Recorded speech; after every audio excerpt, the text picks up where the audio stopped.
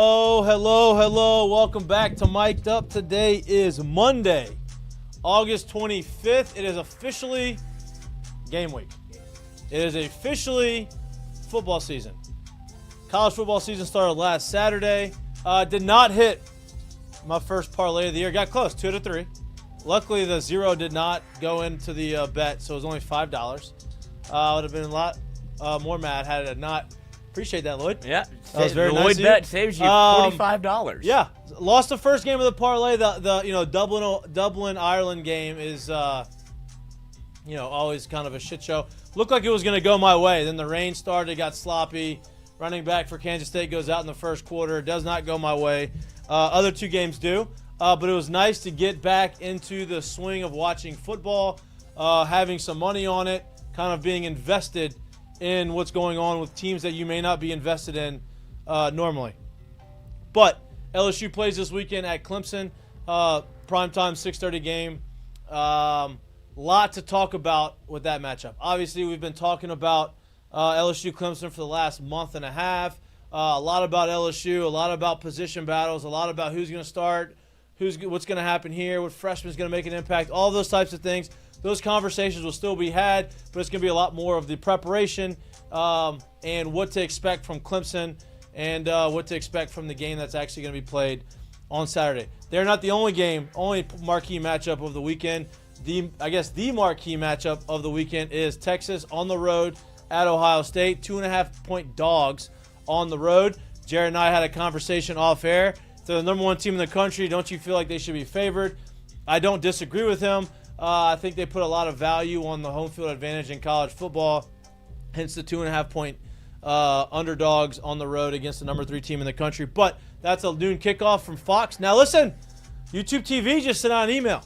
If you got YouTube TV like me, you may not be able to watch that game on your TV. You may have to borrow someone else's direct TV, streaming, whatever, because YouTube TV and Fox are in some disputes on their contracts.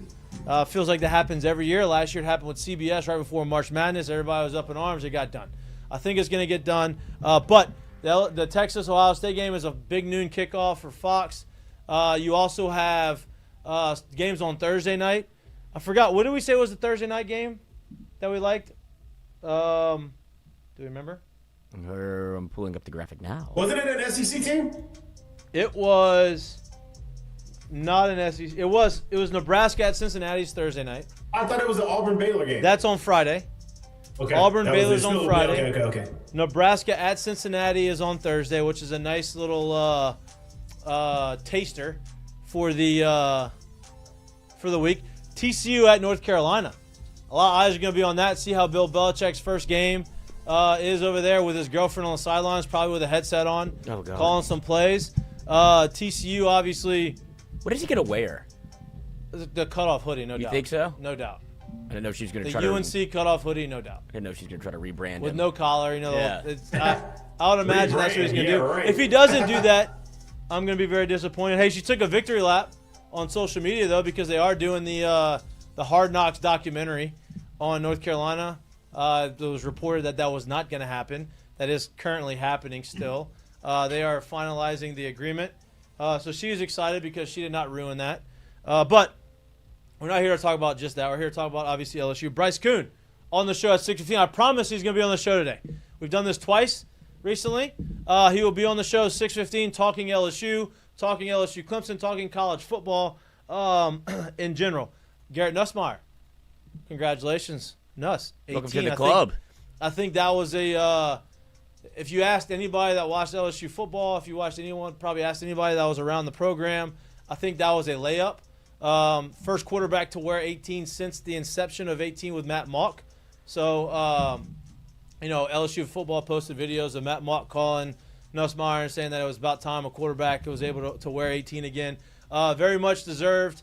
Obviously, Harold Perkins is going to wear 7 again. I think that's obviously very much deserved. Brian Kelly came out and said that, Harold didn't get an opportunity to really wear that last year since he didn't get a full season. It just felt right to give it to him. I agree with him. I think you're going to see the 7 that everybody wanted to see last year, this year, in Harold Perkins. And then in the announcement of 18 and 7, they had Whit Weeks in there too as a permanent captain. basically saying, like, listen, like, this guy is one of the leaders on the team. I like that they didn't do 2 number 18s this year. We talked about this today, me and you, Lloyd. Yeah. Like, I do enjoy the fact that, like, one guy should wear 18. That's how it should be. You shouldn't have 2. There's been a couple years where they did 2 18s. Obviously, if they did 2 18s, Witt would be the other 18 on defense. I'm glad they only did 1, though. And I'm glad, obviously, Witt deserves to be a permanent captain this year. But, I mean, there's a lot of sports conversations today, not just football. Look, it's golf season still. They had the Tour Championship this weekend. Tommy Fleetwood. Let's give Tommy Fleetwood a round of applause. That was no longer top 10 Tommy. Top 10 Tommy, top 5 Tommy recently. Yes. And listen, if you're gonna pick your first tournament to win on the PGA Tour, the FedEx Championship is not a bad one to win. $10 million purse for the first place winner. As technically that's the Tour champion. You're the champion of the tour, based off the full season. I like the new format. I like that they didn't have whoever's leading in points get off to this big lead. Well, then Scheffler would have won. Exactly. But good for Tommy. You still have some big golf coming up with the Ryder Cup here in a couple weeks. Sam Burns has been reportedly already asked to be on the Ryder Cup team. So that would be another LSU guy to kind of keep track of. That weekend's going to be awesome. There's a lot of good football games, and there's the Ryder Cup going on. There's going to be a lot of golf being played on some of these tailgates in between some of these games. But a lot of sports talk. This is the fun part of the season. We went through the lull. We went through hey, let's just create content just to create content. Now, content's being created for us, and we're here to give it to you, and we're here to bring our personality. Speaking of, LSU hype video dropped. Yeah, I want to hear y'all's take on this. And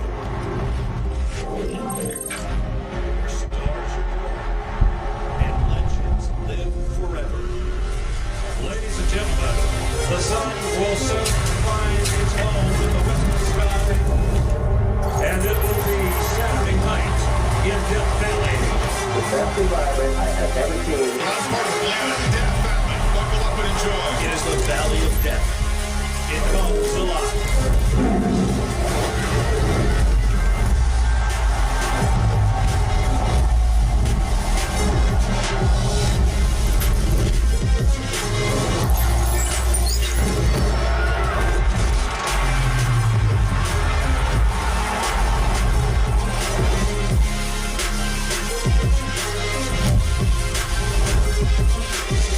Expectations are always high. It comes back to the one goal that I started with. We want to graduate our players and play for championships. Everybody's fired up. I can feel that every fan is so bought in this year and invested. It's fun to be in Baton Rouge right now. There is a place unlike any other. This one's always like, it's not going to be as much of a banger as the other ones. I liked it. I'm glad. You know what I'm glad they didn't do? I'm glad they didn't put highlights of camp.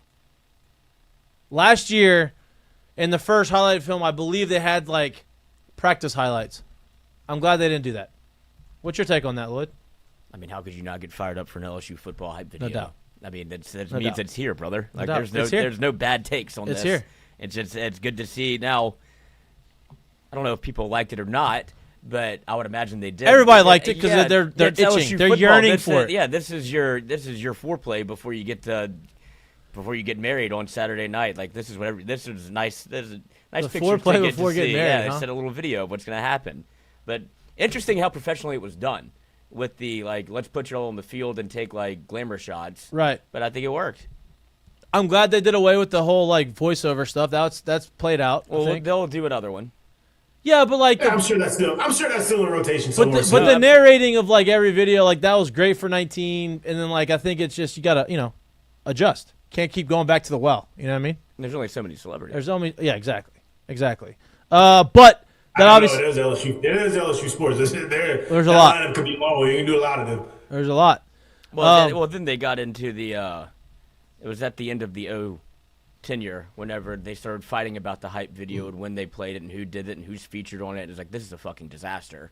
That this is what we're talking about as opposed to actually the performance on the field. Coach O was mad about when the video was played, who was in the video, that they showed the play clock because they had continued to get false start penalties and delays of game, and he's like, this isn't a hype video at all. And he got mad at Panamsky for playing it, and it's like, what are we talking about? Yeah, but we don't have those problems right now. No, everything's good. You're undefeated. You're undefeated. You have a lot of hype right now. You have a lot of good hype. It's not overhyped. There's a lot of energy, like what Week said at the end of that video. He feels like everybody is bought in this year. I believe that exact same thing. Obviously, you feel it with the players and the coaching staff, but you feel it with the fans a little bit this year. You feel a little different energy going into the game. We've talked a lot about that leading up into this game, and now it's here. It's game week, and now we can really get into the conversation of the LSU-Clemson matchup, what we like, what we don't like, what concerns us, what doesn't concern us.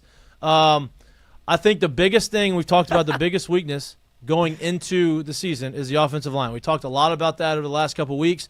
Brian Kelly came out today and mentioned that he would not be shocked if you saw 6 or 7 offensive linemen play in the game. I don't love that. I'm going to get that out right now. I'm bringing that up because Bryce Koon is joining our show right now, and he probably has a lot more insight into that those conversations, into what Brian Kelly said, because he has been covering the team and he has been kind of behind the scenes. Bryce, welcome back to the show. Welcome back to football season, dude. Man, it's nice to not have to talk about, as much as I love to, fall camp and late transfer July, portal, NIL. Yeah, man. We can talk about actual games now. And how about July minus 2.5, baby, last week? The Rainbow Warriors. They're not the Rainbow Warriors anymore, but in my mind they are. We talked about that. I wanted to bet them. I force fed a parlay. He did. I force fed a parlay. Nobody rode with him. Nobody did. I'm glad they didn't. I did go 2. I did win 2 out of 3. I took Kansas State, which was looking good up until the weather got nasty, and then it wasn't looking good anymore. But I took the over in the UNLV game, which hit, and I took Kansas with the points, and Kansas hit.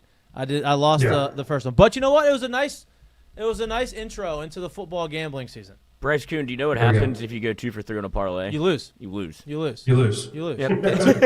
If I was very confident, I would do what I normally do, and I would bet all 3 of those individually, and then bet the parlay, and then you end up winning and coming up on top. But I didn't do that. So that's fine. That's okay. Acceptable. And he also put $5 in instead of $50. So and that was a good thing. Smart. That was a good thing. Nobody does a $50 parlay on teams that you haven't seen play yet. That was a good thing. I do. I do. Can't win money unless you throw it out there. You know what I mean? That's right. You got to spend money to make money. Let's talk about this LSU Clemson game. Obviously, it's I want to call it the premier matchup of the weekend. It's not. I think Texas Ohio State would be obviously the premier matchup, but Clemson is in South Carolina. LSU is not far behind them. A lot of hype on both ends. I think there's a little bit more hype right now on Clemson and that with the national media, them being a national title contender. I think the schedule that they have plays into that. They got LSU at the beginning of the season, and they end the season with South Carolina, 2 SEC teams, which are going to be tough matchups for them. But I mentioned the offensive line, Bryce. You've been around the program. You've been following the program very closely this offseason with camp and everything going on. Brian Kelly has been very adamant about how he likes the offensive line. He likes the talent there. They just got to come together and find the right mix and match of players and chemistry. What is your take on that? I know he came out today and said that he wouldn't be shocked if he saw 6 or 7 offensive linemen playing. I said I don't love that. What's your feeling? What have you heard from the staff and the players? And who do you like going into the weekend? And do you think they're going to play 6 or 7 guys on the offensive line? Yeah, I think the problem is you sit here 4 days away from game day, 5 days away from game day. And like you mentioned, at left guard, you don't have a real answer, and that's the frustrating part. I think look, we've written articles on it, and fans have responded on our message board and just on social media and any podcast you tune into. It's like that's the one thing that you feel like is holding this team back from being really probably one of the more elite teams in the country this year. I mean, everything else we can get into it later. It looks really, really good, but the comments today. The one takeaway I have, and maybe you guys don't have this, but I've just kind of been monitoring this, is I don't think that there's a ton of confidence in DJ Chester to be a part of the starting 5 anywhere on this offensive line. The reason being is And I've got the quote right here. He goes, DJ, you love the fact that he played so much football for us last year. He's in a new position at guard, but we like his size, his smarts, and his experience. Last week, Kelly mentioned, this was towards the end of fall camp, that with DJ, they felt like they put him at an unfair advantage for having to move him around so much. And so, look, this is LSU. This is, you're multiple years into the program now. If your head coach is making excuses for you, and I get it, like being a redshirt freshman last year and playing center in the SEC at LSU is not easy. I'm not glazing over that. But I do think that they view Chester as more of an interchangeable piece, versatile piece along the offensive line that could spell guys. So what does that mean? I think this really comes down to a battle between Cohen Eccles and Paul Mabinga. Now, well, we've been out of practice, and Cohen Eccles is strong. I don't know, and forgive me on my geography, I don't know like where in Texas he is from. Like I don't what part of the state. He is country strong though. I lived in South Georgia for a little bit. You got some country strong guys down there. We called them those cornbread fed boys.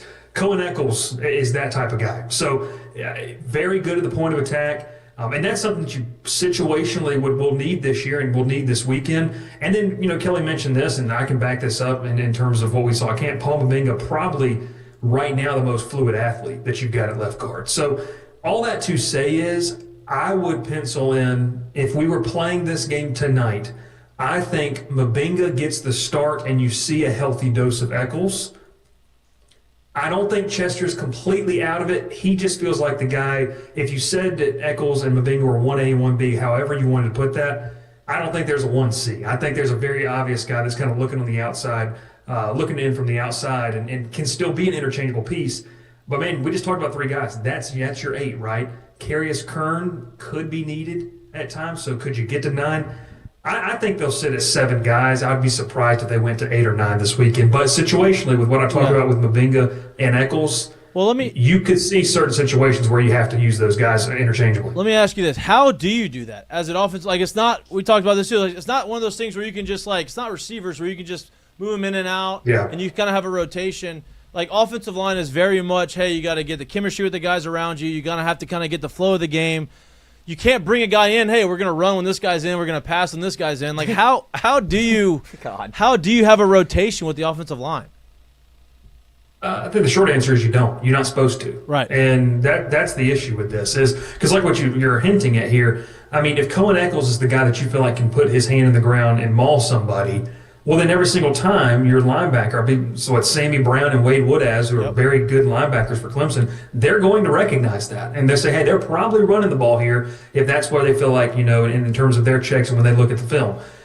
I think it has to be, and this kind of goes to the answer of what I was saying, I think it has to be Mabinga because I think he's probably the most balanced option you have there. But to answer your question straight up, you don't have interchangeable pieces on the offensive line that you utilize situationally because – like you said, that's like switching in, going to heavy personnel or going to a tight end and tipping your hand to what you're going to be doing. So you can't effectively do that. I mean, if they do that and it works, I couldn't. I mean, I've watched football for some time. I don't know if I've ever seen that or a situation where you've been able to situationally use offensive linemen. Jay. Yeah, I mean, so here I got a couple thoughts on that, and I guess. I will start here, and I'll say, what I hope is that when we talk about more than 5, when we talk about 6, 7, 8 possible offensive linemen at play, what I would hope that means is that there's some heavy sets that they're tending to want to put out there where they use an extra lineman and or two in those situations and they want to do that. Whether that means you get into the red zone and they want to do it or short yardage situations that they want to do it. That's what I hope that means. Secondly, I'll throw it to you this way. I really do look at that offensive line spot kind of like a running back. As you go through the season, you start to create tendencies, right?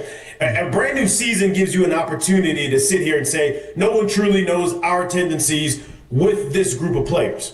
So with that being said, if I got one guy that's thunder and I got one guy that's lightning, you have a very good idea as you start getting through the season what may be coming when said guy may be in or out. So I kind of feel the same way about the offensive line. Now here's the last part of that is I want you guys to really go back and really think about, really name me an offensive team. I don't even an offensive team. Really name me a team that you thought of that was like a national championship type team where The one thing you pointed at said, man, if they could really get that left guard situation filled out, I think it'll put them over the edge. I think it'll put them over the hump. I think they'll be good at that spot.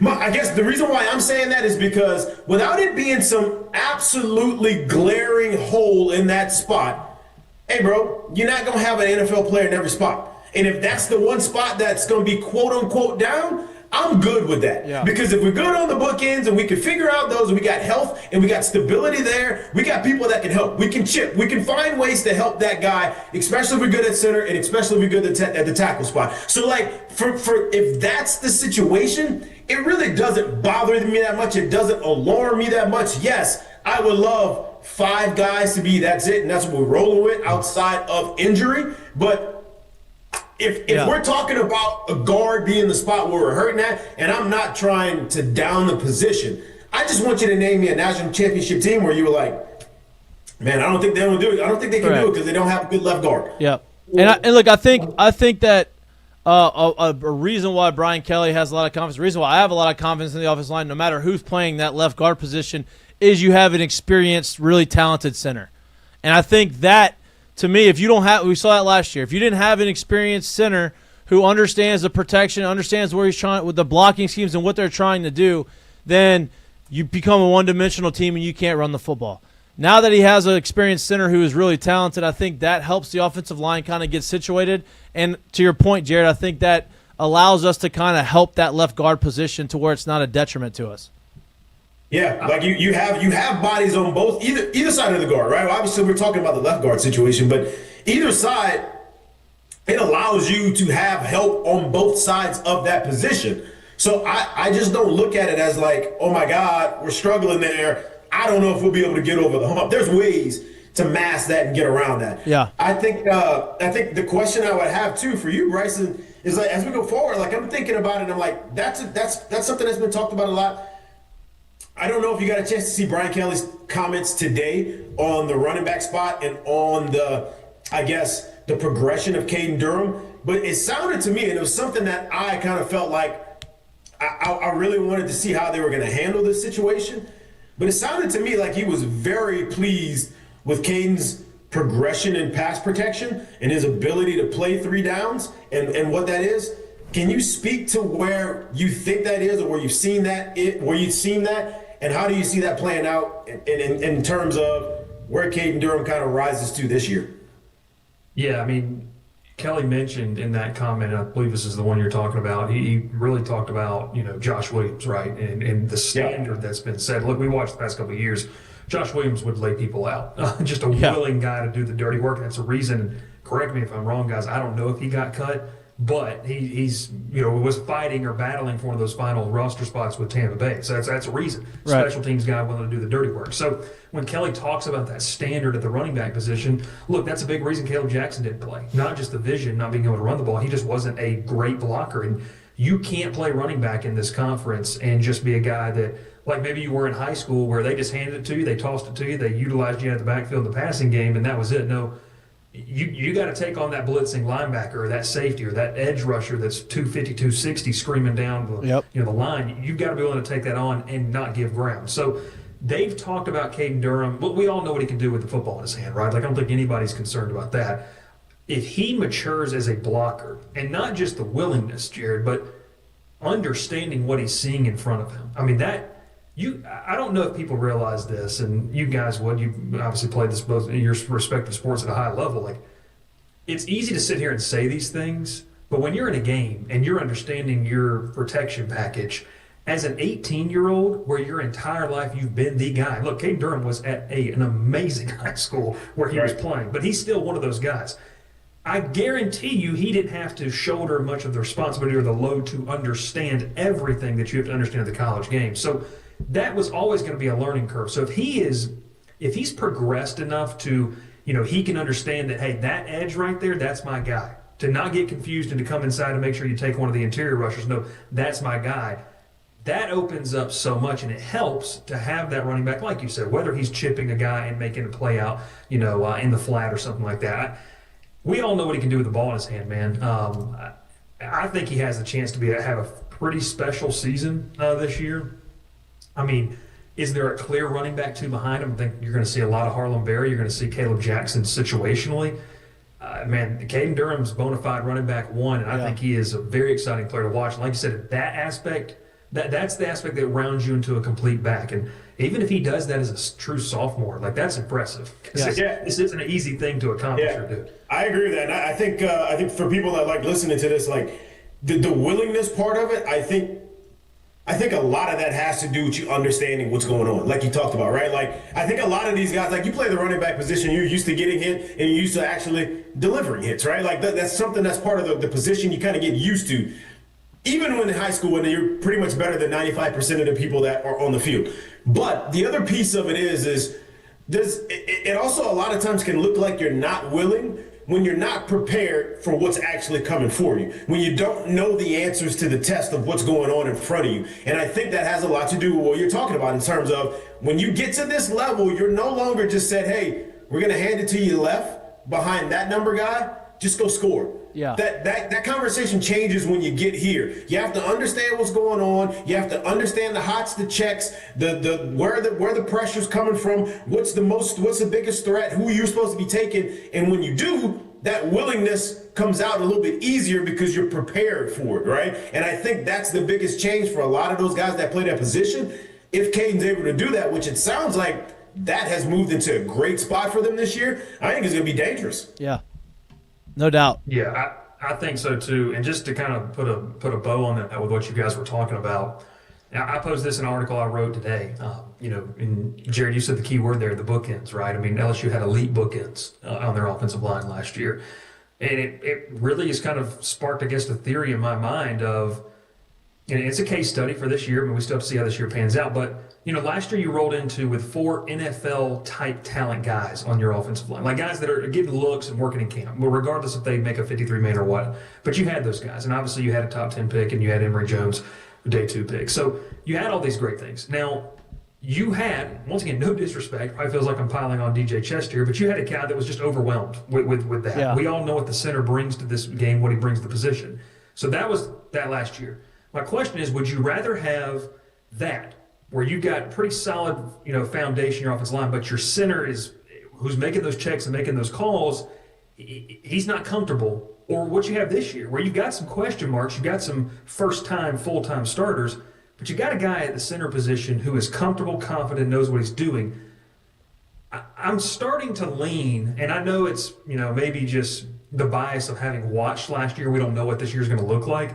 But I'm intrigued to know if this year can be better because you have something in the middle that understands, can calm things down, like you guys talked about, can make the checks and the communicate, even if your guards aren't as good as the guys they were last year, or your tackles, which they probably won't be. I mean, it's just the fact of the talent level. So that's something that's going to be a case study I'm going to watch all season long. And one of the reasons I asked Kelly about Braylon Moore today, because what does he bring?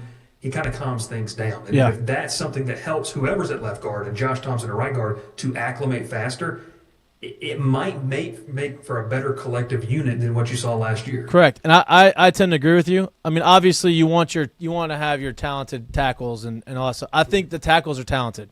I don't think they're going to be a top 5 pick in the draft. But I think they maybe could, as they progress, they have talent to become a first rounders or at least day 2 picks. But I'm with you. I think that center is so important to be able to put everybody in the right spots and really calm the offensive line down and kind of keep them at a level-headed and kind of keep them all going in the right direction. So I kind of tend to agree with you. Bryce, I do want to flip it because I know you're running short on time, so I don't want to keep you too long. The other question mark going into the season, I don't think it's as much of a question mark now with the guys you brought in, the transfers that you brought in. But the secondary, obviously the back end of the secondary, specifically last year with the safeties, were very underwhelming. It feels like you have a significant upgrade with the 2 transfer safeties you brought in. You have experience on the outside in Ashton Stamps, and then you bring in another experienced corner and Mansour Delane, right? But my question to you is, because I think we've been hearing a lot about this recently. We know how talented DJ Pickett is. We know that he's going to be the future of that position here at LSU. But just recently, there's been a lot of conversation about how he may have kind of elevated himself to maybe becoming a day one starter. I was under the impression, I kind of was in the camp of saying, okay, he's going to play. And I think he's going to play a lot more early on than people may have thought early. But I didn't think that he was going to jump in as that starting spot. But there's been conversation recently about him jumping in as that number one guy on the other side of Mansour Lane. Are you hearing that same stuff, or do you think he's going to kind of fill in and eventually earn that spot later on in the year? Yeah, I'll start off by saying when obviously he was brought in and began the practices in bowl prep with LSU, you kind of knew that just from physically looking at him, like if this kid can put on the weight, he can do it. And in terms of the fall camp, what he's done, I mean, Nick Anderson's the most physically imposing receiver, like outside receiver that LSU has, outside of Trez Green.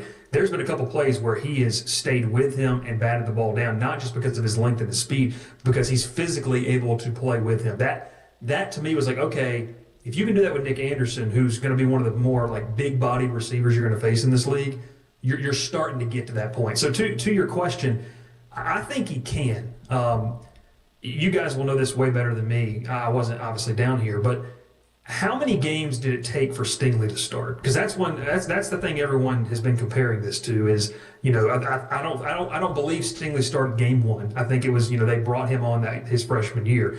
That's what people have compared it to. So the pleasure of watching Pickett is it's awesome. Like, it's so much fun to watch. I think with what you mentioned with the guys you brought in, and don't forget about Jakeem Jackson, who's been a very solid contributor out of Florida to transfer, one of Corey Raymond's guys when he was over there.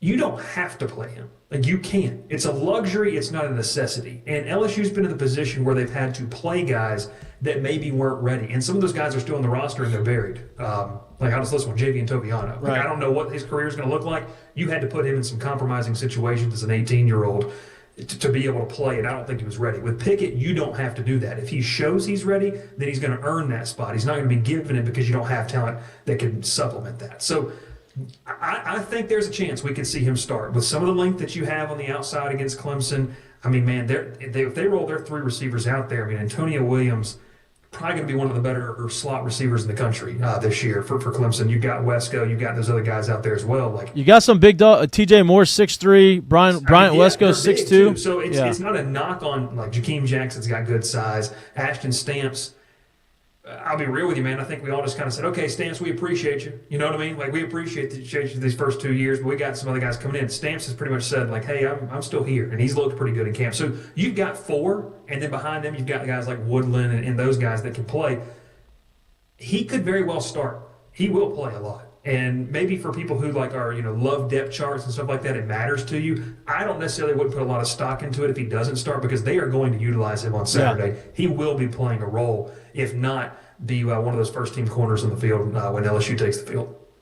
Yeah, I mean, that's the big part of it to me when I look at him, when I think about him, is it's the willingness. Do you want to? Probably, yeah, but what's the true benefit? Like, the true benefit. What's the true payoff of putting him out there? Because you're putting him out there, you're only expecting one thing. And if you're not only expecting one thing, you're basically telling everybody else to expect that one thing. Mm-hmm. And if it doesn't yield exactly that, then what does that mean going forward, right? And is the risk as big as the payoff would possibly be? In terms of, if they played 60 plays in a game, but he doesn't start, but he somehow sees 25 to 35 of those, that matters. That's big for him. That can help a lot as well. And like you said, the only part of it that would give me, maybe, but I still don't think so, because of the depth they have there, is even, so like you talk about like when Stingley was here, even that time compared to when Patrick Peterson was a freshman here, all those times are way different from today in terms of teams starting lineups usually now have three receivers. Like that, it's not filled with a fullback, it's filled with a third receiver. So usually from the start of the game, you're not seeing, we don't have to wait till third down to get to the three receiver package. That's usually from the start of the game. So like, could it happen in terms of like that being a possibility? Yeah, but once again, I fall back on, what are you really getting out of that? Right. If you've done a good job recruiting him and growing a relationship with him, he understands this shit ain't being given to him. Go work and go get it. And go work and go get it means you don't have to start, and you still might end up playing more plays than the guy that started, right? So like things like that, like that could be a rule.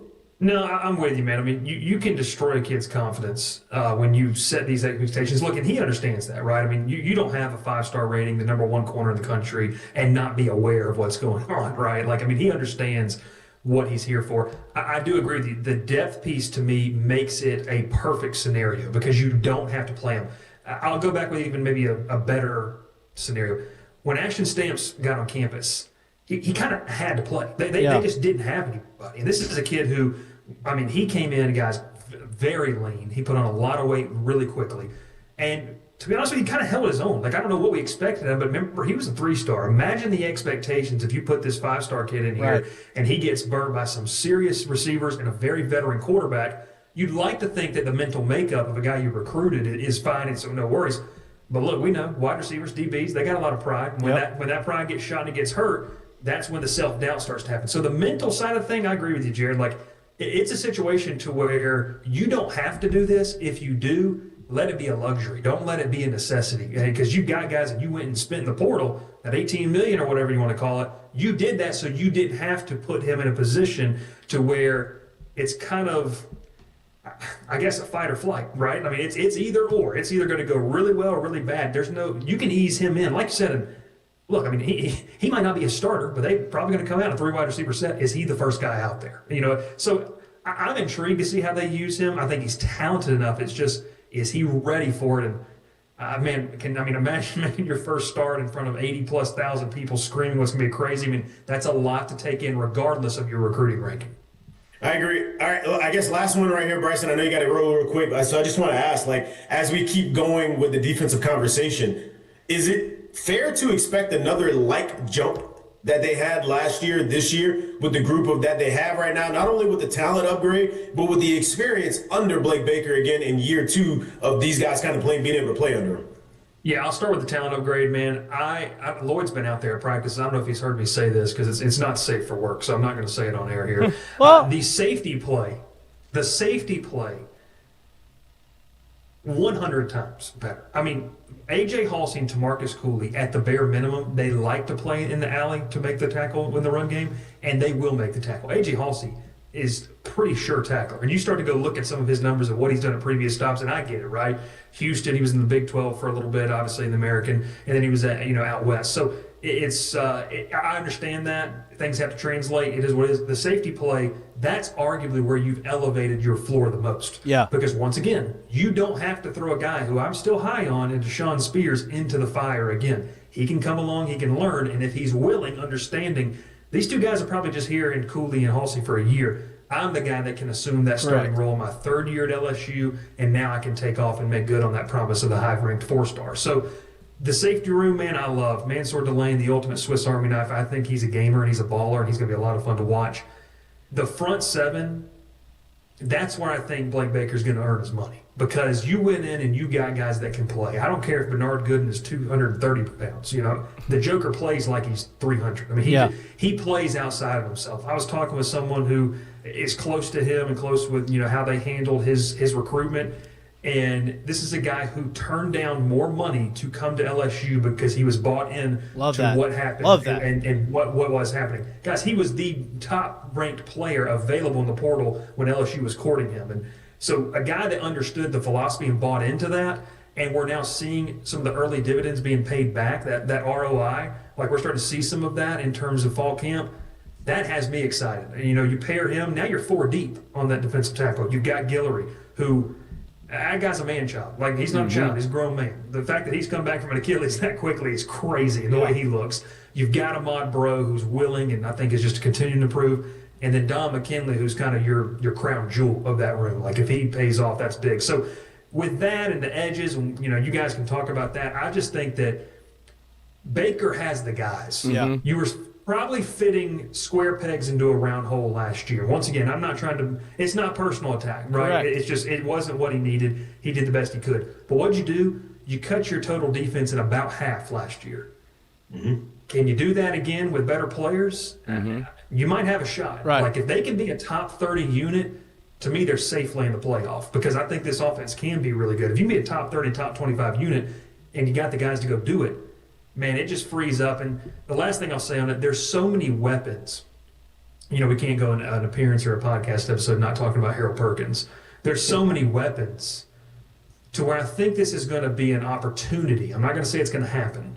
An opportunity for Harold Perkins to really shine because he's no longer, with all due respect, the guy on the defense. And he doesn't have to be, man. They brought in so many weapons they can rotate to where if you're an offense, you can't shift your blocking scheme to him. You just can't do that because you got Jack Pyburn, Gabe Relaford, Jamari Butler, Patrick Payton on the other side. So I think it's going to benefit him. And people might say, well, that doesn't count. Well, it's called talent accumulation. You want to do that. So you're going to have the best guys in the field. I think it's an opportunity for him to stand out. So with the way Baker wants to play, man, fast, aggressive, physical, they've got the guys. The last thing I'll say, and I've said that 3 times, if you lose the one position that actually kind of concerns me, and we haven't talked, I don't think a lot of people have talked about this, kind of at the linebacker spot. If Whit Weeks, God forbid, goes down, I think you've got West Weeks, who is a high floor player. Yep. That, you kind of understand what you're going to get out of him. I like Devon Keys. Tylen Singleton's taking on a bigger role, but you're going to be faced with playing some guys that may be Inexperienced.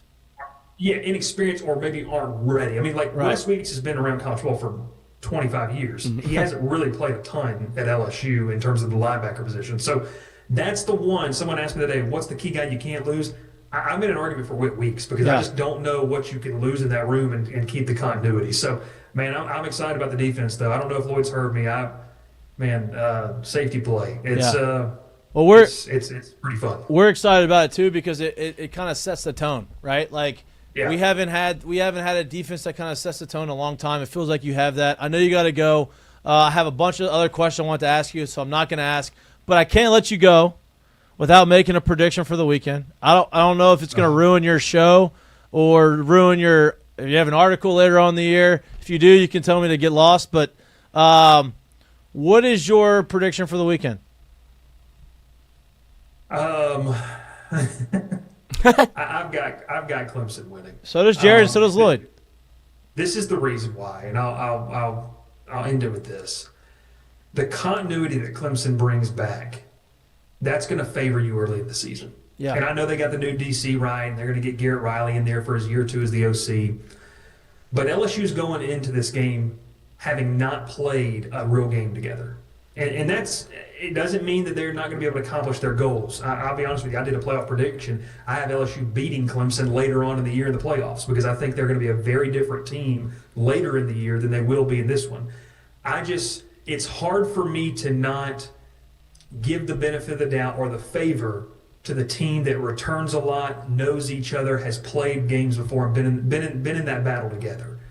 I think LSU can win this game. It's not crazy. That, to me, I just can't get over that hump right there. So I think Clemson wins a close one. Close one. As long as it's a close one, I think that you don't want to lose it, but I think as long as it's a close one, you can take that and swallow that, and it's not going to hurt you too bad down the road because I think Clemson is a playoff team, and it's not going to be USC where they shit the bed and they just aren't good after you lose to them. God, terrible. But it's going to be fun. It's nice to be able to start talking about what's going to happen this weekend and predicting and previewing games over the weekend. And we're obviously going to be watching. You're going to be watching. We'll have you on next week to kind of recap and hopefully LSU win. We appreciate you. Glad to get you back on the show. Glad to have you on you'll be every Monday, correct? Yeah. I'm putting you out there do it, man. every I'm Monday. Pumped. I'm glad to be back. And let's just go win the thing. And let's stop talking about ifs, ands, and buts. Let's just go win the thing on Saturday and set the tone for the rest of the year. I appreciate you, dude. Have a great rest of your night. Appreciate it, fellas. See you next week. Thanks, fellas. All right, man. I wanted to ask him about matchups. It's just, we're running out of time. Hey, you're getting a good conversation. You get good conversations, and you just kind of roll with it. I think he said a lot of things that we believe in. I know he mentioned the linebackers. I don't disagree with him. I think that Whit Weeks probably is one of the most important guy on the defense because he makes the calls and he's there and you know what you're going to get from him. I think you do have linebacker depth, but I think you have inexperienced depth, and that could be hopefully not an issue, but could be an issue if you have one or two guys go down during the season. They've been treating Whit and Nuss essentially the same. Yes. Of we know what we have here. Yeah. Let's Just not be even, ready. Let's not even risk them Right. they're getting days off. They're at practice. They're watching practice. And us didn't even throw on Saturday. If those two go down, it changes the dynamic of what you're trying to do for a football season. So if they're going to go down, it's going to be in a game. It's not going to be in practice. Correct. Before we continue this football conversation, that interview with Bryce Koon is brought to you by our friends at Alumni Hall. Alumni Hall, located in Perkins Row, they have everything that you could possibly need to be an LSU fan. They have jerseys, they have golf shirts, they have hats, they have overalls, they have any LSU memorabilia that you need that you feel like is going to look good on game day supporting the Tigers. They have. They're located in Perkins Row, right next to Barnes & Noble, across from the movie theater. They have every single thing that comes out new. They have everything that the coaching staff wears, the players wear. They have available for you: men's attire, women's attire, kids attire, big and tall attire. They have it all. They have every brand that you can possibly imagine: Nike, Champion, Columbia, Peter Millar, and much more. And for every $150 you spend at Alumni Hall, you get $10 of hall cash to use later on. Right? Listen, you can go in there and spend a bunch of money, and you get a bunch of $10 vouchers, a bunch of alumni cash, or is it hall cash? What did I say? Cash. Hall cash for your future purchases. Because look, you can't wear the same outfit every single game. You got to change it up. You got to be fashion forward, as my wife would say. And Alumni Hall, located in Perkins Road. Go give them a look.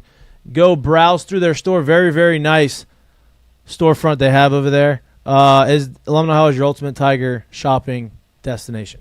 If you can't find it at Alumni Hall, you can't Look, find belts. it. That's a big thing. Earrings. Earrings. You could. Look, the tiger, like the onesie tiger head things. This is a whole fit. It's the whole thing right there. Look at that. That's awesome. You're so close to free shipping. I am. Yeah. Go in there, though. It's better to go in there. Look, they have a gold game. You can go get your gold shirt for the gold game later on in the year. I feel like we got to get Lloyd one of those for the game. Like I just I want Lloyd in the overalls. seems right. It seems right. You're talking about the tiger head? Yeah. Yeah. I think we should too.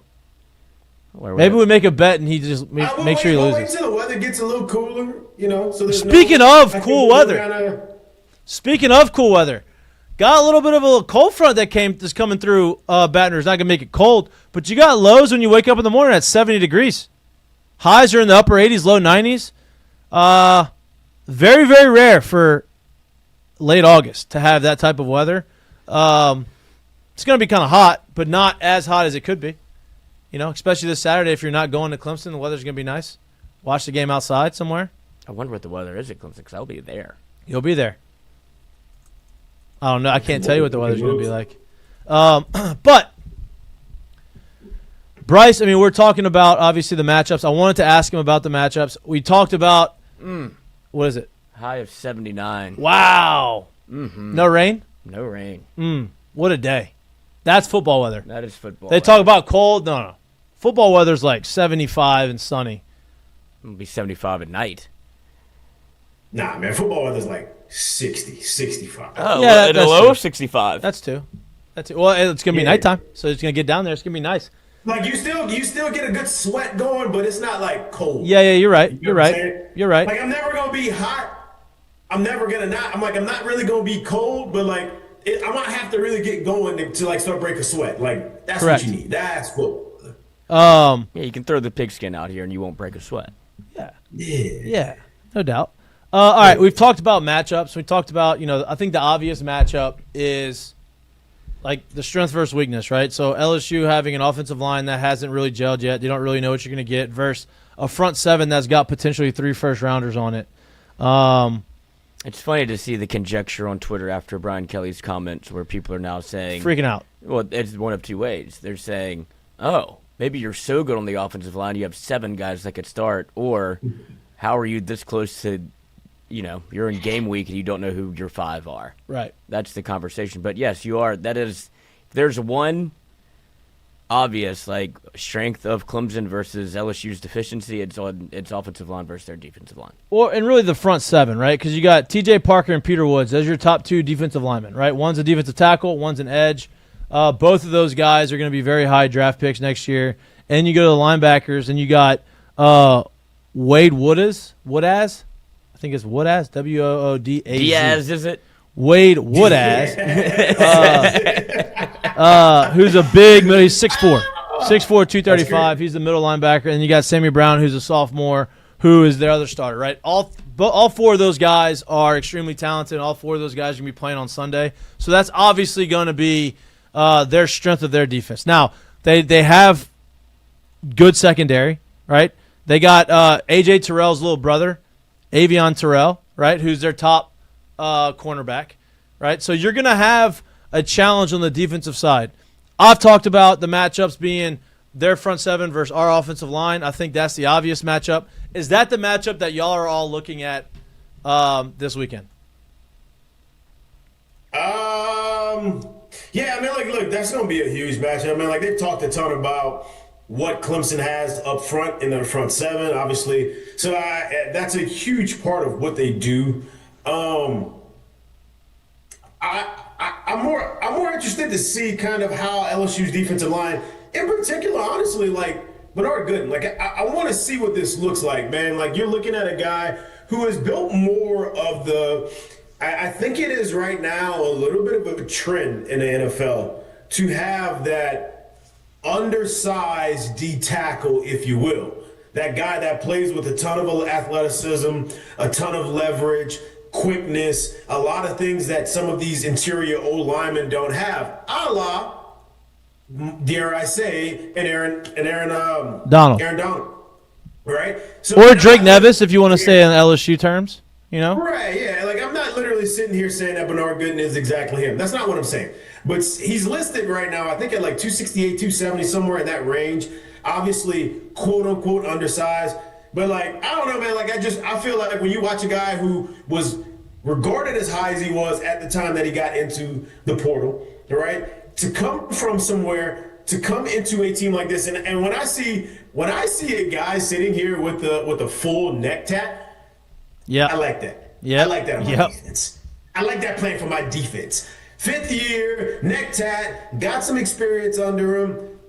Undersized, obviously plays with a ton of leverage, a ton of speed, and if they've hit on this, which feels like they have, he is a guy who I think is a game changer in the middle, right? I think he's someone, if he can hold up, he's going to change the game a lot in the middle, and I am more interested to see what this, because I gotta feel like I have a feel like I know what we're going to see out of this offense as it continues to kind of progress throughout the season and kind of play with each other. I think they're going to be pretty good on offense. I truly do. But I want to see what this defensive line for LSU, what this linebacker, I want to see what LSU looks like against, once again, an offense, a quarterback, another team on the other side who, by all accounts, everybody's expecting them to be a very highly regarded team by the end of the year. And with that being the case, that's what I want to see. Yeah. I want to see how they hold up on the road, right, in front of a team that's like that. So this team's going to have a chance to communicate, meaning Clemson, right? You're playing at home. They're going to communicate. They can do everything. They're used to playing with each other. I want to see how this defense holds up against a team that's a well-oiled machine that's ready to go in their home stadium. And I'm glad you said that, right? Because the obvious matchup is what I mentioned: their defensive front versus our offensive line. But in the past, historically, LSU has always been able to stop the run, which has helped their pass defense because they have forced teams to become one-dimensional. You knew you weren't going to be able to run the football against LSU, so you were going to be in second, third, and longs. You knew you were going to have to throw, and allowed the defensive line to be able to pin their ears back, get after the quarterback, and it helped the secondary. You had talented guys in the secondary, but that just helped them. We haven't had that recently. You haven't been able to keep to force offenses to be one-dimensional. You've actually have been pretty bad with your run defense, and that's basically them just physically just dominating you throughout the course of the game. My question is, how many rushing yards do you think LSU gave up last year per game? 150. 140.1 rushing yards per game. Now, in the losses, they gave up 184 yards a game. right? And the games that they lost last year, and you could watch. You saw it with Jalen Milroe, Marcel Reed. You saw it with Marcel Reed. DJ Lagway. You saw it with Lenore Sellers.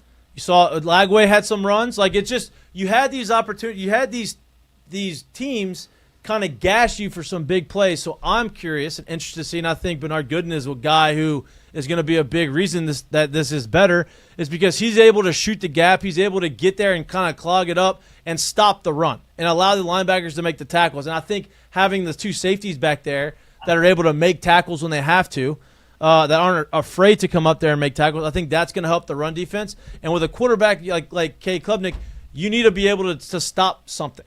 And if you stop the run, them from running offensively, it allows you to, it puts you in a situation to be able to contain Cade and not allow the big plays to happen. Because whenever they got going last year, Clemson, is whenever Cade Klubnik started running the football, they're able to run the ball a lot more, and they're able to be a little bit more balanced. If you can stop that, make them one-dimensional, that significantly increases your chances to win the game.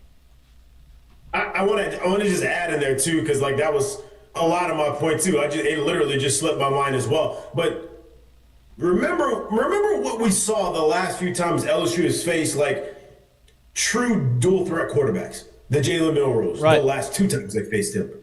Marcel Reed last year when they faced him. Them guys ran all over our ass. Up and down, and they might still be running right now. Right? And so with that being the case, if you remember the back end of last year, Clemson really unlocked Cade Klubnik's dual threat like ability. He really started using that part of his game. And you saw him break off long, highlight, real type runs. So with that being the case of this being the type of quarterback that's coming into that game, you got to imagine Clemson has looked at film like that. Right. You got to imagine that they've seen those kind of things. Okay, how did those teams exploit him? How did those teams beat him? How can we use that in our game plan going forward? So that's why I bring up the defense, because they're going to be able to communicate these things. It ain't going to be too loud. It ain't going to be too rowdy. It ain't going to be something that they can't get around. So you go into their house in a game that they want, and might I add to you as well, just kind of want to throw this out there when you think about it. That Clemson team that everyone's expecting to be great this year, whether or not they win their league, which they're highly expected to be up there, right? But whether or not they win their league, there is still a world at the end of the year where they could be 2-0 against the SEC. You don't think that that's a feather that they want in their cap? Yep. Just in case something goes wrong in the middle of the season? They're going to play LSU to start the season, and they're going to play South Carolina at the end of the season. And if South Carolina is anywhere near what people think that they will be, if they're able to go 2-0 against the SEC, you don't think that that's something they're going to shout from the mountaintops? Right. So this game means a ton to them. This opportunity is a lot like they've seen LSU struggle with in the past with the dual threat quarterback. I want to see what this defense does against this Clemson team, because I think it's a huge test for them. Correct. And look, another part of this whole thing, right? We talked about the run defense. Like, a lot of those quarterback runs and a lot of these big gash plays that you had in the running game is because the offensive line, now obviously some of the quarterback runs that happen on scrambles are different, but design quarterback runs or these big chunk plays you get in the running game, it happens because the offensive line is able to get to the second level and get on the linebackers and open up these holes, and these guys aren't getting touched until they're 10, 12 yards down the field. Maybe not at all, right? We saw last year, Jalen Milroe still hasn't been touched, running for 4 touchdowns. With the new look defensive line and a guy like Good and a guy like McKinley, it's going to be a lot harder for the offensive line to get to the second level, which is going to free up Whit Weeks, which is going to free up Harold Perkins to go out and make those plays, to be able to go out and catch Klubnik on the outside, not let him get away, not let him get outside contain.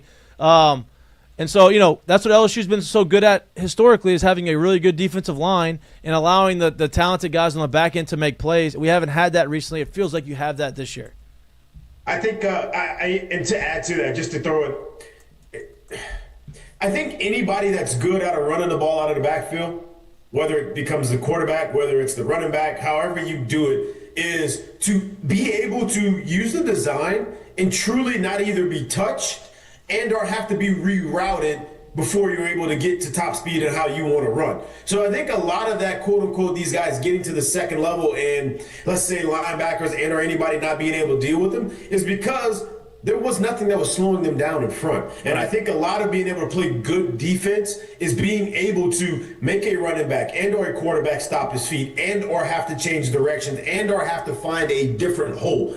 I think those are the things that are really key up front. If you're able to do that, then you're able to let those guys at the second level run and make plays and not have to tackle someone who's basically doing what they were designed to do at that point. Correct. Lloyd, what's your biggest concern? Your concern? Yeah, like that's a concern. I guess matchup wise, like what are you interested in? I've kind of hit on it a little bit, but it is Clemson's run game with Cade Klubnik because they don't have a running back. They have a freshman that has come in.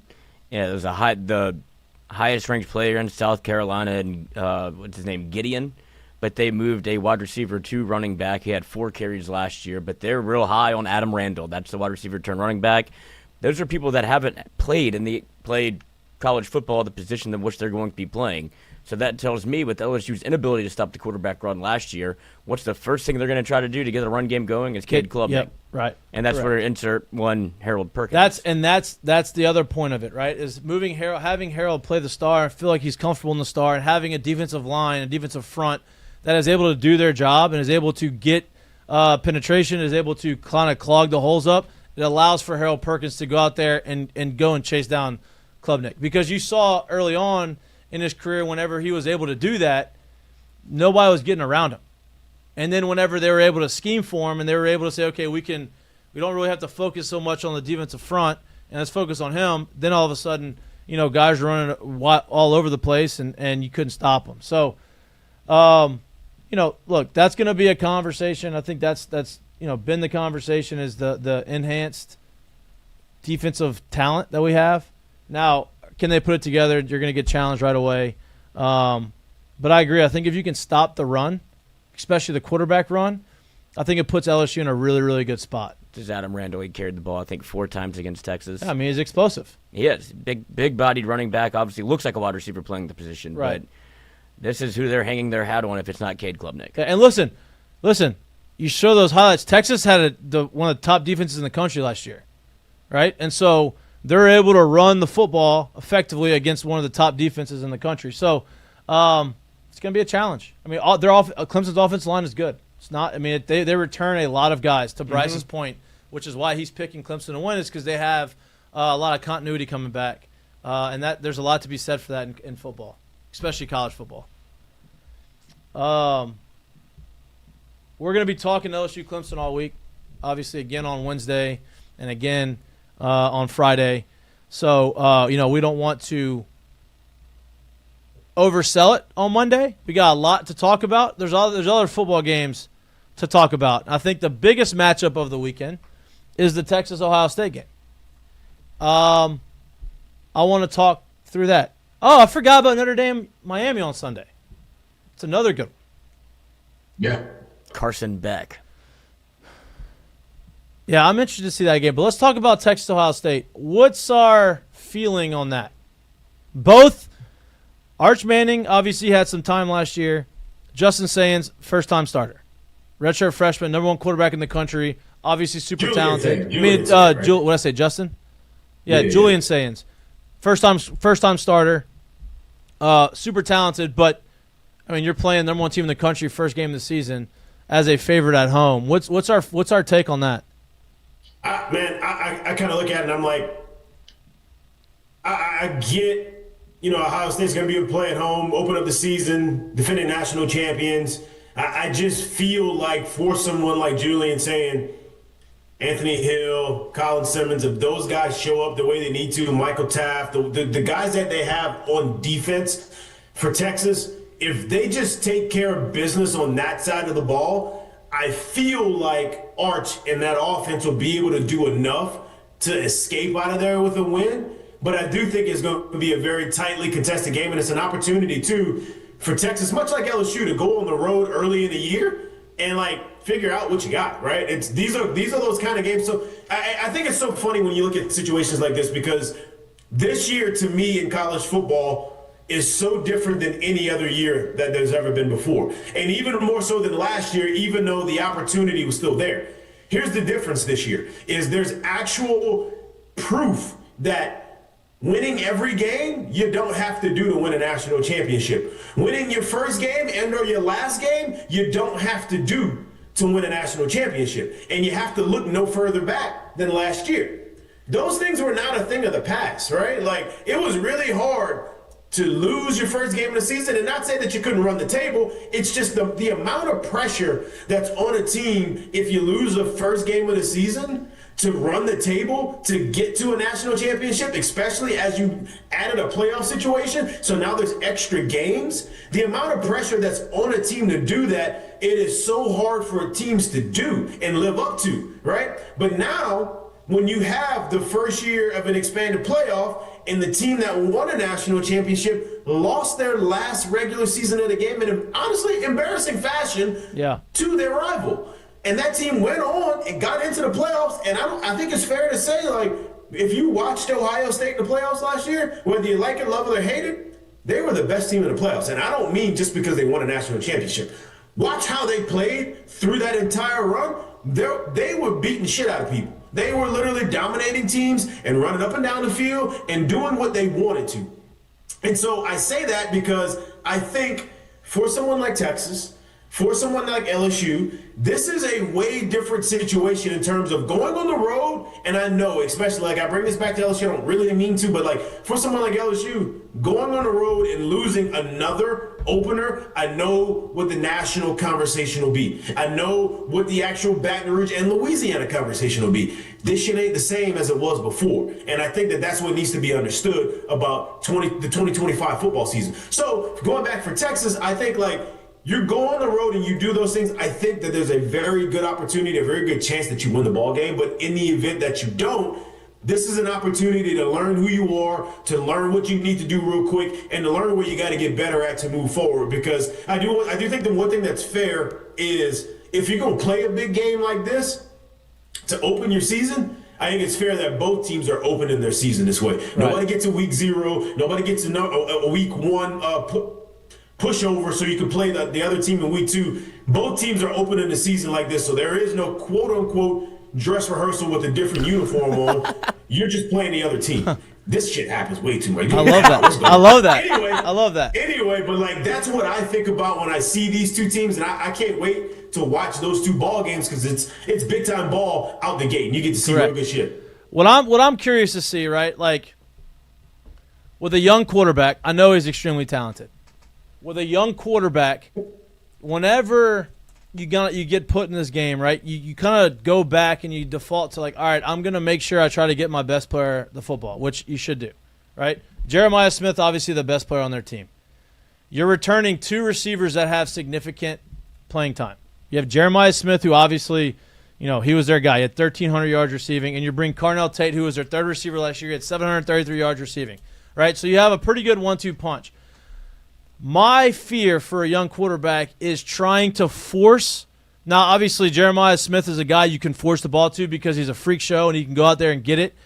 But you're playing Texas, who's going to have talented secondary and be able to kind of match up with them. My fear is a young quarterback like that is going to try to force feed the ball to his best wide receiver, maybe in situations that he probably shouldn't, or he's covered because he's that good and he's going to try to get it there and kind of revert back to like, okay, this is the easy decision. Let me just throw at this guy and maybe he can come into mistakes. Now, obviously, that could be for him. I'm not just saying for Julian Say. I'm saying for any young quarterback in general. That would be the thing that I'm looking at is how is he going to react and how is he going to adjust if Texas is able to minimize Jeremiah Smith?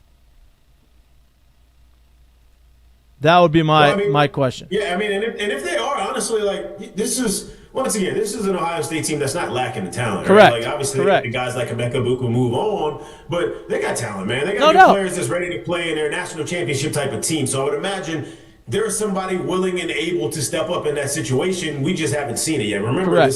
we're talking about like 1, 2, if not 2, 3, if not 3, definitely probably 1. Like they've been one of those schools that has been a flagship for wide receivers for the last 10 plus years, maybe even ever, honestly. And so like they're going to have guys in that situation. It's about who's going to step up and do it next. Yeah, it's about is he willing to allow that guy to step up and not force it and not put yourself in situations because, hey, let me just throw it to our best guy. I'm not saying he's going to do that. That's just a question mark. That's just every young quarterback that is a concern is like, okay, is he going to default to Where's my best player? the easiest read or the easiest decision of, hey, I can't go wrong, throw to my best player, or is he going to go and make the right read? The only thing that doesn't make me think that that's going to go on is, in my experience, you watch guys and you get a chance to see them so you get a chance to see them get used to throwing to who they got a chance to throw to in practice. Right. Good point. And so my point of saying that is last year and Jeremiah Smith's true freshman year, all of his reps and all of his work came with Will Howard. Julian Sand was never throwing to him. Right. So he gets to go through this fall camp getting used to all of these guys. He's never been in a 3rd and 8 in a loud stadium in front of 80, 90, 100,000 people and just looked around and said, oh, shit, I'm going to just throw it to Jeremiah. He's never been in that situation. Right. So for him, it's completely different than it was a guy maybe with 1 year, maybe with a little bit of experience to be like, all right, man, I know who I'm going to throw it to in this situation. Like, for him, he's gotten used to throwing to all these guys. I think that's not something that's really going to happen in this situation because I'm so used to throwing to this group. I might actually have to break out of throwing to the group and understand probably more that, no, I got that guy, and he's a little different than maybe the rest of them or the rest of the people covering the rest of us. You know what I mean? So I personally think it may be a little bit the other way around, but I understand what you're saying as well. Yeah, and look, and honestly, like with Ryan Day and the offense, like they have always, they've been really good at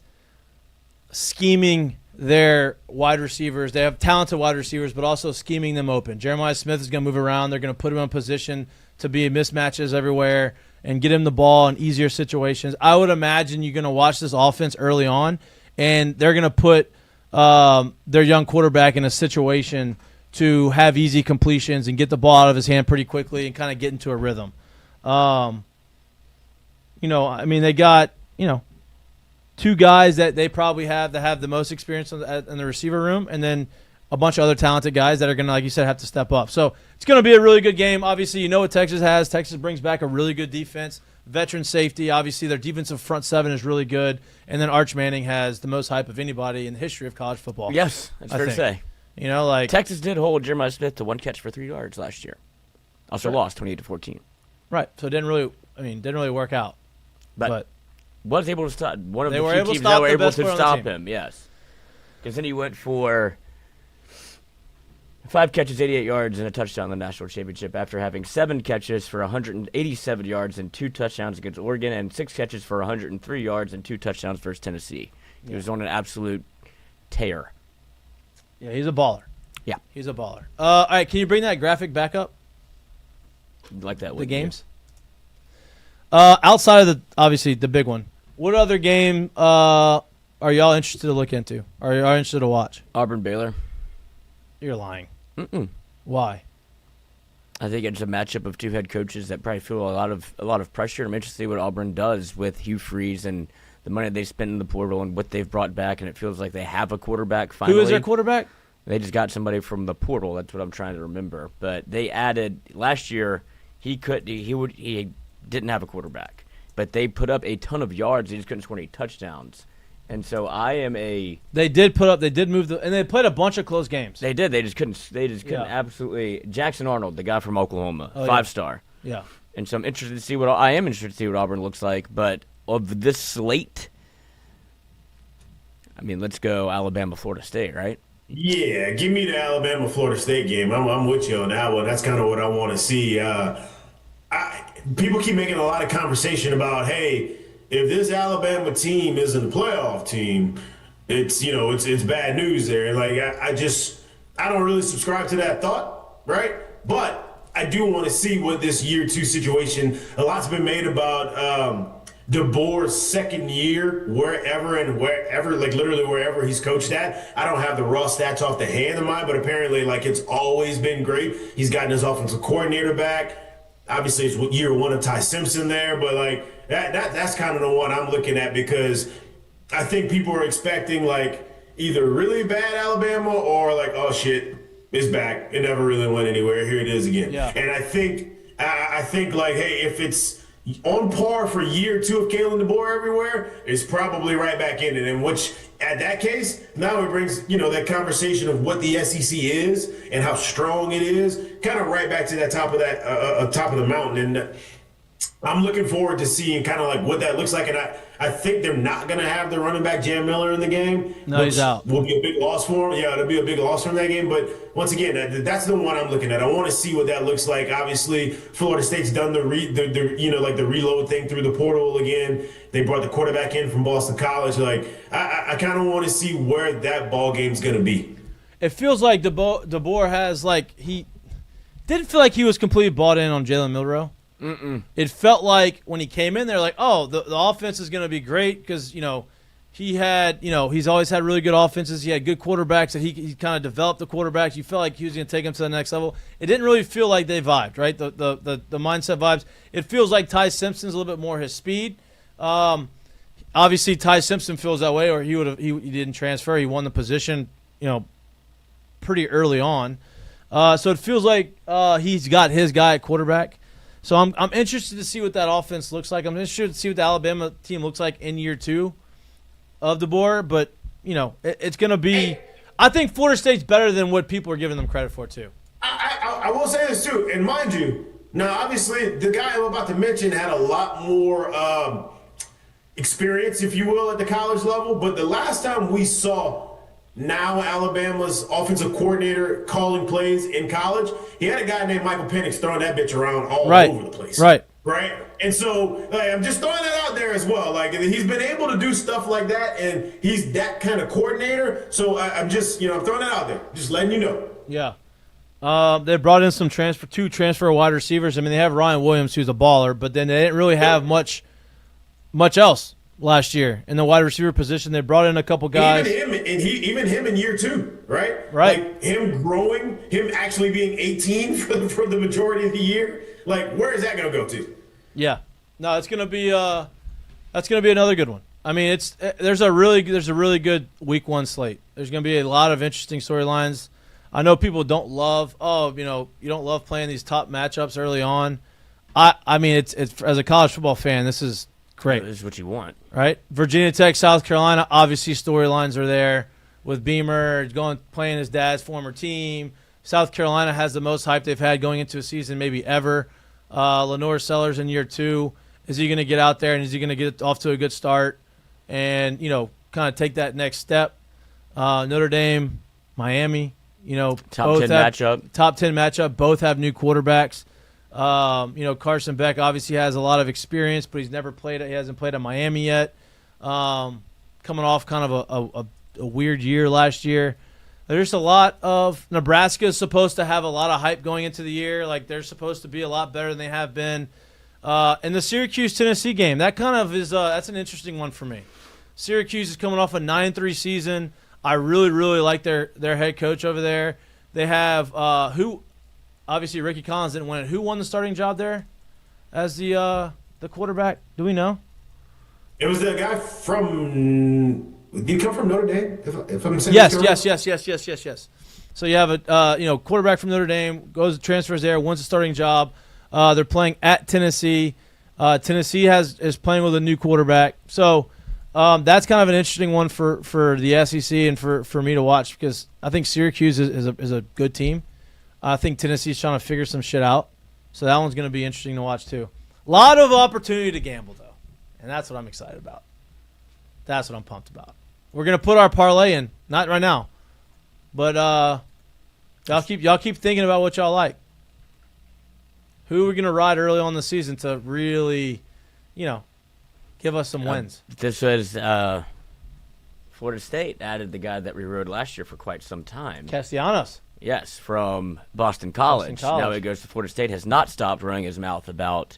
Yeah, I don't love that though. Yeah, but he's feeling good about himself. All these big ass matchups early this year too. You don't really get a chance to ease into it. You don't get a chance to kind of get over on the not the matchmakers, but the line makers, if you will. Yeah. Early in the year. Like, you don't get these for sure wins or these money line plays that's so easy, if you will. Like, you got to dig into that thing to kind of find these the easy wins that you can find early in the previous years. Yeah, you got to do your due diligence to know it's a little who's going to be our team that we found last year. Where it's like, I don't think people like Navy we rode that for 4 weeks. Like, I don't think people know that Navy's really good. Right. And like, we were going up against Florida State for the first 3 weeks. Like, they ain't any good. Boston College, we rode them for a little bit. Rode. What was the third team? Indiana. Indiana was another good one. We had 3 really good little runs there. Yep. UNLV at the end of the year too.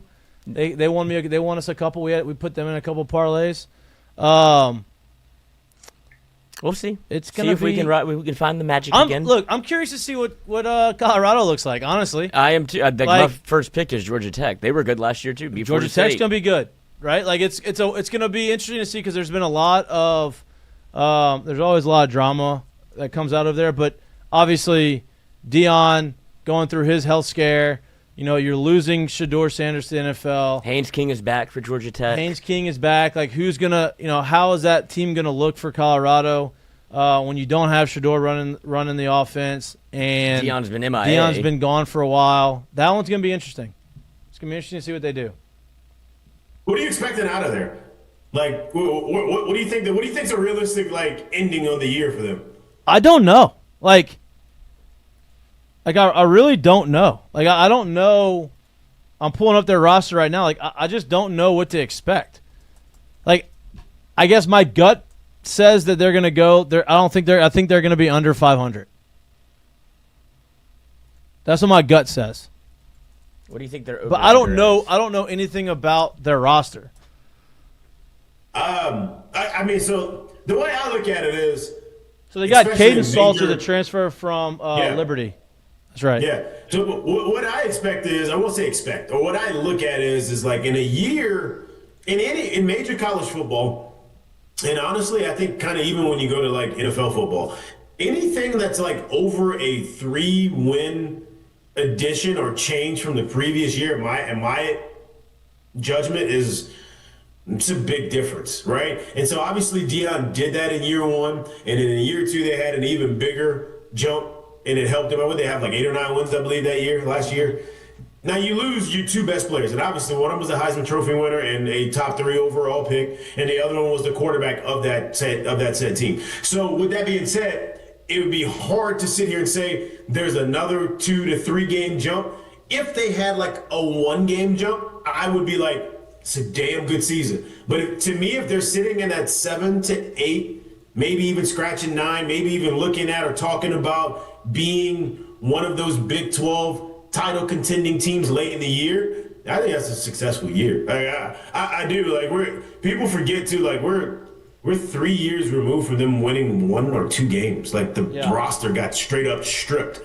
You had to figure it completely out different. So to sit here and say that it's supposed to be anything different or way more than that, I think it's kind of crazy, right? They're not sitting in a conference where they're not playing against good talent. They're playing big-time D1 college football. So with that being the case, I don't think it's fair to sit here and say, this is a failure if it's not a national championship contending team. But I also don't think a losing season is what I expect to see out of them. That's just me. Yeah, I'm going through. I mean, obviously, Deion's doing what he does. Very much was in the portal. And if you go look at all the guys that are on the roster, there's a ton of portal guys, especially on the defensive side, that he got from the portal. I mean, you got 1, 2, 3, 4, 5, 6, 7, 8, 9, 10, 11, 12 guys on the defensive line that are transfers in. One of them from LSU, Quincy Wiggins. That's right. On the team. And that's just on the defensive line. Then you got 5 linebackers. They had 30, and you got 10 guys in the secondary. They have 33 incoming transfers. Yeah, right. So, that's hard to kind of manage. But especially when your coach has been out for a while, obviously he's back, and it kind of we'll see what happens. It's not that they don't have talent. He went and got some talent. It's a matter of can they get them to gel and figure it out. We'll see. I mean, they got their backup quarterback is a quarterback of the future, and Julian Lewis. So it was a big-time recruit for them. So he'll obviously be the guy for the next few years after Caden Salter. But That's going to be an interesting team to watch. Obviously a polarizing team. What do you think their over/under wins is set by Vegas? 5.5. Yep. Right on. I've been nailing those. Yeah. I've been crushing those. All right, would you take that? We take the over/under there. Under. Jay? I would take the over on that. So they got Georgia Tech, Delaware, Houston, Wyoming, BYU, TCU, Iowa State, Utah, Arizona, West Virginia, Arizona State, Kansas State. Yeah. Yeah. I think the over on. All right. Football's here, boys.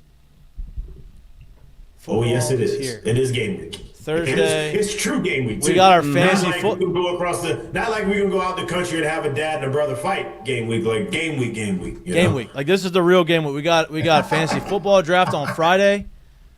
Looking forward to that. I wish you were in town. You can come to my house, but you're not in town. I got 2 on Friday that I did not realize they were both on Friday. So, boys, I'm going to be double dipping into this thing. It's going to be – I might have 2 just absolute ass ball clubs because I don't really know what's going to be going on. But we're going to see. We're going to make it work. Just draft the same team twice. You don't even have to worry about it. You have the same pick? I might be. You have the same pick? I don't know. One of them we are actually – I don't have it going on right now. I have to see what falls out. Are you the number 1 pick in our draft? I don't know. Hell no. That's McGee. Hell no. Hell no. That ain't me. I'm the number 3 pick, so I wasn't much better. So That's McGee. I'm 100% McGee. That ain't me. Wonder why you got If y'all y'all don't know, that confused. means worst goes first from last year. But in my other league, it's literally like we do like a lottery for the draft, and it's going on right now via Zoom. I'm just not on the Zoom because I don't know what's going on. So, yeah, that's what we got. I got you. Lloyd, are you doing any fancy this year? Draft on Thursday. There you go. Ooh, we do Thursday guy. We do a random also, so I don't know what pick I am. We do it based off of I've been cursed with the first overall pick. I believe I was last year. Made it to the semifinals with no Christian McCaffrey all year. That's great. I had Sucked. the one time I had the number 1 pick. That was the year that the running back for Pittsburgh. Why can't I remember him? Le'Veon Bell sat out. I had him too. I That drafted happened to him. me. Yep. Drafted him. Sat out. I was like, damn. So I just don't want the first pick. That sucks. I guess who do you take? Jamar Chase? I like the 12th pick, to be honest with you. Double dip. I like the double dip. I don't know about that. I don't love that one. That's a little too late for me. I hate the middle round pick. I hate the middle of hostage the. on my first one. I hate the middle of the first round. I like the top 3's fine. You love the back-to-back or something that's close to it. Yeah, like the 3rd pick, I'm good with. You're gonna get a good first guy, and then you're gonna get the wraparound. The problem is the 3rd pick is just like, God damn it, you know? Yeah, everybody What do I starts do? to go. Yeah. Yeah, there's a lot of divers at that point. Yeah. If you don't like the middle of the draft, it's because you don't have any confidence in your ability to draft. That's not true. That's not true. You want it to be Prep's easy. not good. Yeah. The prep work's not good. Damn, Bijan Robinson in there, Jamar Chase in there. No, What do I do? No, it's not the first. It's not I gotta the. take a trip to take a trip to FedEx, man. I gotta get some printing to do. I can do old school draft. I do too. I do too. I need some shit on print. Yeah, highlight. You know, Yeah, how'd you do it? yeah. You know, Mikey Gibbs is gonna have a whole spreadsheet. Probably got Yes, he you- will. AI. Yeah. He's probably got his own pointing system as to why. Honestly, Micah Gibbs has probably ranked his own players. Like, damn what you 100%. say. Here's my ranking based off the system that I'm putting together. 100%. 1,000,000% is what he's doing. Analytical guy. Very much so. Oh, yeah. All right, Lloyd. You got a mistake of the day? I do. J. Mitch hinted at it Hey. because And none of y'all said anything, so I was like, there's no way they didn't see yes, this. I was letting you tease it, set it up for me Go because ahead. Yeah, right. this is, I mean, a tale as old as time. Ireland becomes fun. You're getting there, you're getting shit-faced, you're having a great time. But then at some point, maybe you fight your dad while your brother's playing the football game and loses, and then it becomes too much drinking, too much Guinness, too much Ireland, and y'all are tussling on the ground and everybody's filming you. As Go Power Cat has confirmed that there's a post-game confrontation at Aviva Stadium involving Mark Johnson, father of Kansas State quarterback Avery Johnson, and another man believed to be Mr. Johnson's eldest son. According to witnesses, the conflict turned physical. According to one source, no arrests are made stemming from this incident. There was a video, which I have here, as it just looks like this is from bad to worse. When you lose a football game, now we're wrestling in the water, and With your son. with your son. And I did not know Avery Johnson was a black man. because he's very white. Skin I color honestly wise. thought this was. I was like, there's just no way that could be the dad and the brother. They just found two people wearing the same jersey. Like that can't be real, and it truly is. Which is a wild thing. How does that even happen? What do you think they're fighting about? How does the father son? Bro, in the water, they're like in the rain. Oh yeah, they fighting. Like, what are we doing there? What? Just a tough. I've never fought my dad. I'm confused. Like, I just don't understand. Like, You would hope cooler heads would prevail. how could that even come up that way? I don't want to even try to guess what the actual home or family dynamic is. That like I'm like, that's wild, dog. That's crazy. That's crazy. The only thing I can think of, and this is just me just trying to make sense of it, is that one of them was about to get in an altercation with somebody else. And then the other one stepped in and either shoved them and tried to get him out the way, and that pissed the other one off, and then they started wrestling. That's literally like, how else would you fight your son? My brother sucks. I and just- your Watching son your, stinks. I just tell don't, you I don't what, get that. That's a very, very optimistic look as to what I mean, probably happened. I'm just saying, like what, like, I just don't understand how could that even like get to that point. I don't know.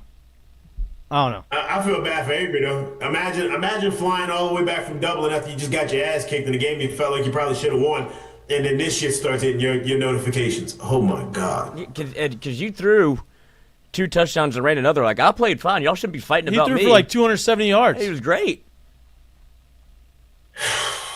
Imagine that. Hey, that's one thing. Look, I mean, honestly, we can sit here and say what we want about kids these days. We never really had to deal with shit like that. Like, imagine you flying back cross country, like across the world. water, across the world, and you don't even have to wait till you land. It's actually just ding, ding, ding, ding. Because I'm sure every single one of these kids bought the Wi-Fi because they ain't trying to be without the phone for that long, right? And it's just ding, ding, ding, ding, ding. And your dad and your brother is throwing down, son. Like, imagine that being the conversation, and you sitting there being like, are you fucking kidding me, man? God damn it. How on earth am I supposed to, bro, what am I, you know what? Y'all figure that shit out. Ain't got nothing to do with like, me. We never had to deal with that. Like, that's a different kind of, like, mental toughness. If you know, like, a lot of people our age are like, man, these kids ain't got no mental toughness. Maybe in a different way, but we also never had to deal with half the shit they got to deal with. Correct. Because that's crazy to me. Correct. Wild. Great mistake of the day. I just have double fisting during the game, so I probably had something to do with it. You got a curtain call? I do. Curtain call. Where is it?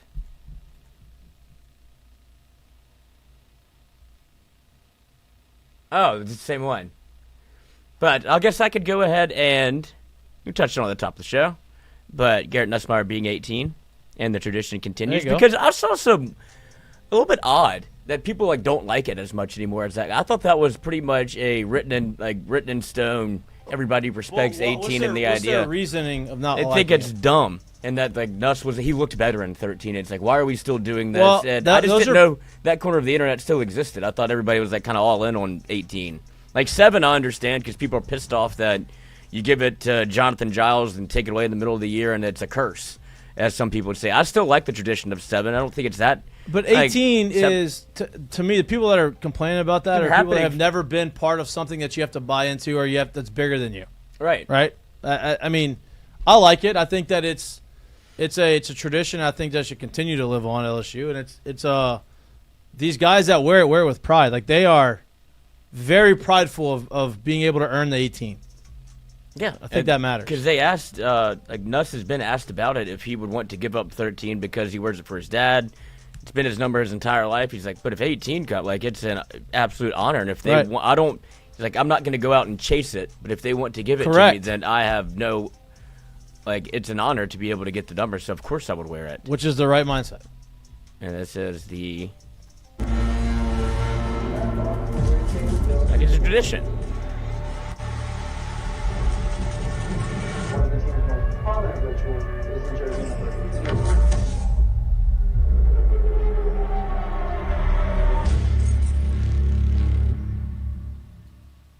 I mean, I think that's very cool. I think that's great. I think that's awesome. It's a curtain call. Concurred call to us. Back on a quarterback. Jared, you got one? Yeah, I mean, let's be honest. Like, let's keep this real simple. Like, I'm not gonna make this too hard. It's back, boys. You have every excuse to sit your lazy ass on the couch every Saturday and or be in the stadium if you want to be for whatever that said ball game is. You have every excuse after this week to be on the couch every Sunday to watch that ball game, to watch those ball games, to have every screen, every phone, every charger, everything kind of queued up to what your fantasy and or your bets are for the foreseeable future, for the rest of this year, really, literally, the rest of the year. So that time's back. This is what we all know as the best and most fun, and then the weather's gonna change too as well. So we getting all that good shit back. So just welcome. Like the fall is right around the corner, and football is back. Good vibes. The best of vibes. We made it. Yes. We made it. Yes. Never thought we were gonna make it, but we made it back.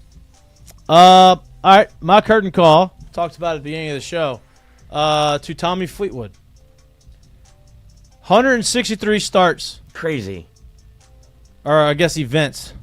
In his PGA Tour career, has been top 10 a bunch of times, top 5 a bunch of times, has never won on the PGA Tour. Won a bunch on the European Tour, but has never won on the PGA Tour.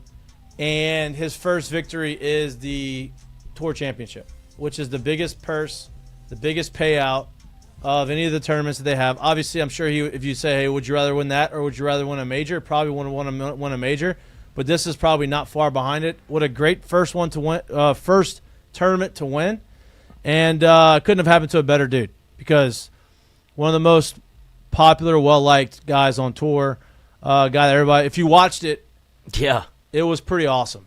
Like the crowd chanting his name. I really wanted him to make the putt. Yeah, he came up short on purpose because he was just like, don't need to go get it. But they were chanting his name, obviously.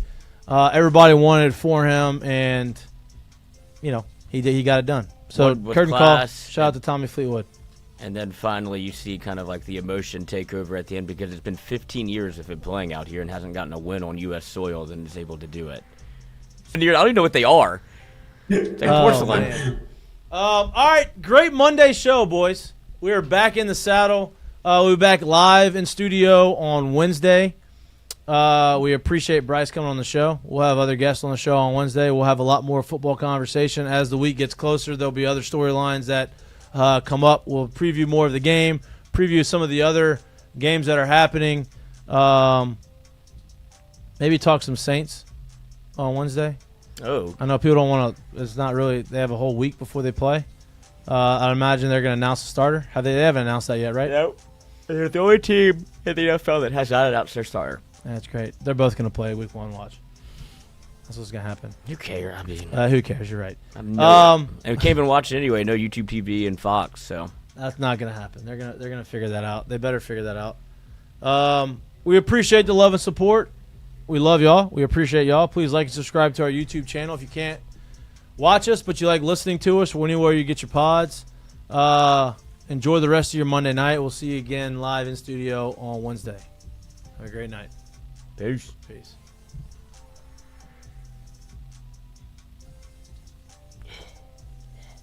I thought we did better than that. Just a thumbs up. That's all right. All right. We'll get him again. We're back.